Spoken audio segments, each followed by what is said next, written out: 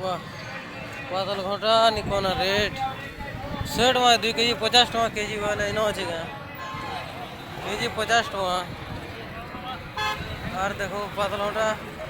तो गिनू ना और धनिया पत्तर चटनी पत्तर देखिए 30 रुपीज 30 रुपीज हो रहे